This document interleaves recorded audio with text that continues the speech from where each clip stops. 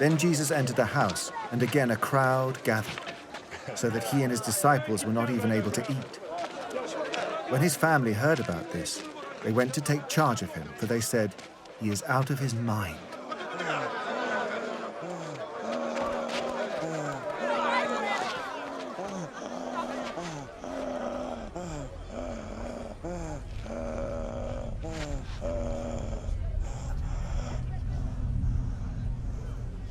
And the teachers of the law who came down from Jerusalem said, "He is possessed by Beelzebul.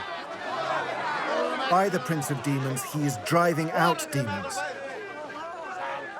So Jesus called them over to him and began to speak to them in parables. How can Satan drive out Satan? If a kingdom is divided against itself, that kingdom cannot stand. If a house is divided against itself, that house cannot stand.